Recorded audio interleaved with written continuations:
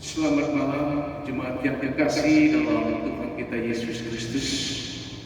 Hari Rabu 20 Mei 2020. Kita tadi sudah baca firman Tuhan dari kitab 1 Korintus 13 pada ayat yang ke-8 sampai dengan ayat yang ke-13. Jemaat yang terkasih, firman Tuhan 1 Korintus 13 ini adalah salah satu pasal yang saya mau katakan sangat dikenal dalam Alkitab. Kenapa dia dikenal? Sekaligus pasal ini yang saya mau katakan paling rumit bagi aplikasi.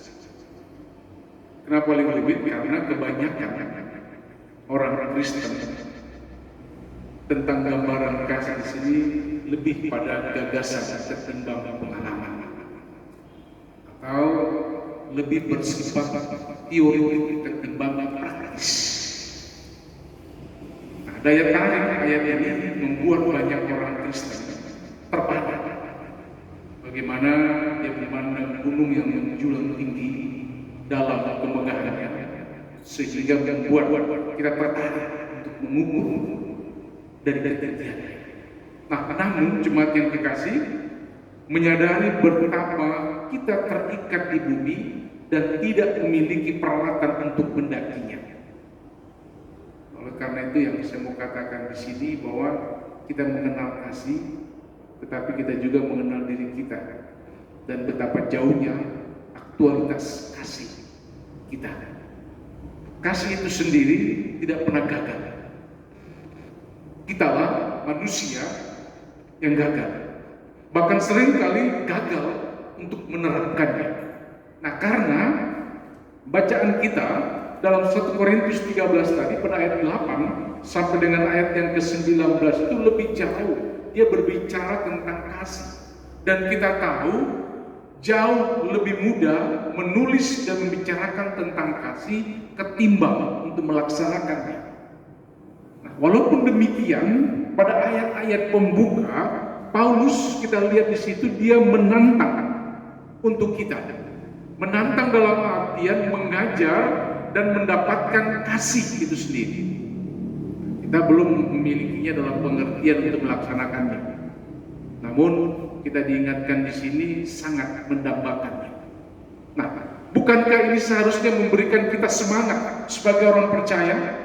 Bukankah suatu kerinduan itu sendiri merupakan kilasan kasih yang selalu berharap, selalu bertekun pada ayat yang ke-7 itu dalam bacaan kita dalam 1 Korintus 13. Bukankah keinginan kita untuk menyingkirkan keangkuhan, untuk menyingkirkan kedengkian serta ambisi merupakan tanda kasih? Jemaat yang kekasih, ketika kita bersikap kasar, bukankah kepedihan yang muncul membuktikan kasih kita kepada orang yang kita lukai? Apabila kita mengakui diri kita kurang mengasihi, setidaknya kita telah mulai meninggalkan sifat dan tindakan kita yang kekanak-kanakan. Kenapa demikian? Saya mau katakan demikian Bapak Ibu, karena orang yang bersifat kekanak-kanakan dia tidak pernah mengasihi, tetapi dia merasa mengasihi. Saat kita sadar bahwa kita tidak mengasihi, namun ingin berubah, kita telah membuat semacam yang namanya kemajuan. Nah, oleh karena itu, mari kita tetap mengaktualisasikan kasih dalam kehidupan kita. Karena kasih adalah kekuatan untuk hidup dalam sukacita sebagai orang-orang yang tidak sempurna dalam kasih. Saya katakan kita ini tidak sempurna dalam kasih. Nah, menjadi pertanyaan bagi kita sekarang sebagai orang yang percaya, apakah kasih itu? Nah, pertanyaan penting yang akan kita ajukan ialah apakah kasih itu? Nah, ingat, kasih dalam pengertian insani ataupun ilahi merupakan bentuk suatu ungkapan yang paling dalam dari kepribadian, sekaligus hubungan pribadi paling akrab dan juga paling dekat. Nah, karena itu, dalam konteks bacaan kita pada hari Rabu ini, mengapa Paulus menulis pasal kasih ini? Mengapa Paulus ketika dia menulis surat kepada jemaat di Korintus justru menuliskan tentang kasih? Nah, ingat bahwa Paulus memiliki dua alasan dua alasan pokok dalam pikiran dia ketika dia menuliskan 1 Korintus 13 bacaan kita ini yang tentang kasih. Karena untuk membetulkan masalah yang serius dalam jemaat di kota Korintus yang telah diberitahukan kepadanya. Nah, hal-hal ini meliputi pelanggaran yang dianggap remeh oleh orang Korintus, tetapi dianggap Paulus sebagai dosa yang sangat serius. Nah, bukan hanya itu, untuk memberikan bimbingan sebenarnya atas berbagai pertanyaan yang ditulis oleh orang-orang Korintus. Nah, hal-hal ini meliputi soal doktrin yang juga perilaku dan kemurnian sebagai perorangan sebagai jemaat. Jemaat yang kekasih, secara khusus alasan yang paling penting mengapa Rasul Paulus menulis tentang kasih dalam 1 Korintus 13 ini, saya mau katakan ini adalah karena ia sedang memberikan teguran sebenarnya. Dia memberikan teguran kepada jemaat di Korintus. Mereka itu ingat adalah jemaat yang menerima karunia besar dari Tuhan. Nah, karunia-karunia Roh Kudus dan gereja yang dinamis sekali ada di kota Korintus. Nah, tetapi Korintus adalah jemaat yang paling bermasalah. Kenapa demikian? Nah, itulah yang terjadi terhadap jemaat-jemaat di kota Korintus. Baik itu masalah doktrin, kurangnya moralitas, bahkan juga hubungan antar keluarga dan sebagainya. Banyak yang terjadi persoalan di jemaat Korintus. Oleh karena itu, yang saya mau katakan, di tengah-tengah situasi yang kacau itu, Paulus dia memberikan pengajaran tentang menggunakan karunia dan pentingnya karunia Roh Kudus sehingga tidak mereka salah gunakan. Jemaat yang dikasih, saya mau katakan ada 3 hal yang Paulus harapkan yang harus dipahami oleh jemaat melalui tentang ajaran kasih dalam bacaan kita ini. Yang pertama, ingat motivasi kasih pada ayat yang ke-1 dan ayat yang ke-3. Yang kedua itu karakter daripada kasih. Kalau kita baca ayat 4 sampai dengan ayat yang ke-8.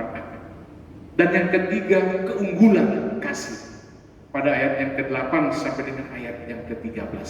Nah, 3 hal itu yang saya mau katakan yang menjadi patokan tentang ketika seseorang memahami akan kehadiran dia untuk menyatakan kasih dalam hidup dia sebagai orang yang percaya. Hal yang pertama tadi yang saya katakan motivasi kasih pada ayat 1 dan 3. Apa gunanya penggunaan karunia? Perbuatan besar dan dasar jika tidak ada kasih yang melatar belakangi. Banyak orang tidak akan setuju ketika motivasi apa yang kita sebut perbuatan baik. Banyak orang mengklaim bahwa pengetahuan, bahwa pengorbanan adalah sama dengan kasih. Nah, ingat, mengasihi untuk mewujudkan dengan benar di dunia ini memberikan manfaat juga bagi orang lain. Itu yang pertama. Yang kedua tentang karakter kasih pada ayat 4 sampai dengan ayat yang ke-8. Semua orang mengaku memiliki kasih. Namun ingat, sedikit yang telah merasakan kekuatan, pengertian dan komitmen yang sangat luar biasa untuk menerapkan kasih itu sendiri. Nah, Paulus dalam bacaan kita, kalau kita lihat pada ayat 4 sampai dengan ayat yang ke-8a, dia tidak berusaha untuk mendefinisikan apa itu kasih, tidak. Tetapi dia memperlihatkan sifat-sifat dan tindakan moral dari kasih. Kasih menanggung segala sesuatu. Kasih sanggup bertahan karena kasih Allah dalam Kristus ada untuk selamanya. Nah, hal yang ketiga yang ingin dia katakan bahwa ada keunggulan kasih pada ayat 8 sampai dengan ayat yang ke-13. Di jantung kasih ada kekuatan untuk bertahan. Tahan menderita, tahan menanggung segala sesuatu. Kasih dia tidak berkesudahan. Kasih dia harus tetap bertahan. Nah, kasih bertahan dan karena itu akan ada untuk menilai kehidupan kita. Tidak mungkin mengagungkan orang-orang yang memiliki karunia. Tetapi kasihlah yang membuat karunia itu berkilau dalam kehidupan seseorang. Karena kenapa jemaat yang kekasih bisa berbicara dengan bahasa yang berbeda, mungkin bisa membuat orang lain akan kagum. Tetapi seperti yang dikatakan dalam nubuat bahwa kemampuan itu akan sia-sia bila orang tersebut tidak memiliki kasih.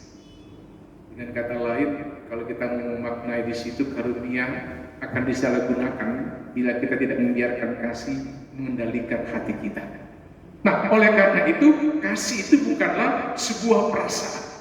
Meskipun kasih menghasilkan banyak perasaan yang menyenangkan, tetapi kasih merupakan suatu komitmen untuk dengan sengaja memberikan diri kita kepada orang lain.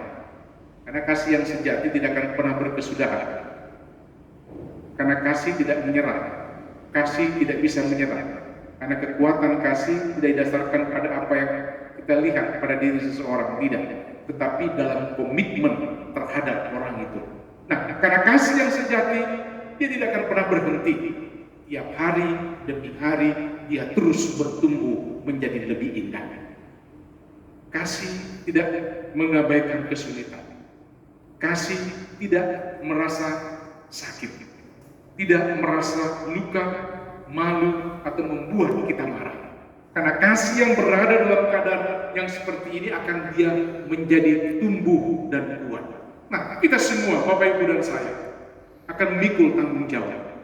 Dan kita seharusnya meninggalkan sikap yang buruk.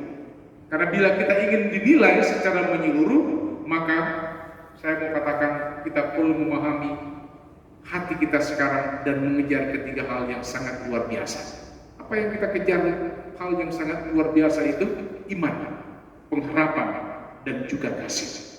Bahkan Alkitab yang saya katakan dia mengajarkan bahwa kasih merupakan sesuatu yang harus kita kembangkan. Karena itu Alkitab memerintahkan untuk mengasihi dengan aktif. Jemaat yang kekasih, karena Allah telah lebih dahulu mengasihi kita, maka kita mendapat kekuatan untuk mengasihi. Jadi, mari kita mengasihi bukan dengan perkataan, tetapi dengan perbuatan dan juga tindakan kasih. Karena itu yang diinginkan Allah bagi kita. Dan dialah firman Tuhan pada hari Rabu ini memampukan kita dalam tanggung jawab sebagai orang yang percaya untuk mengaktualisasikan kasih itu di tengah kehidupan kita dalam perjalanan hidup sebagai orang yang percaya. Tuhan Yesus memberkati firman-Nya.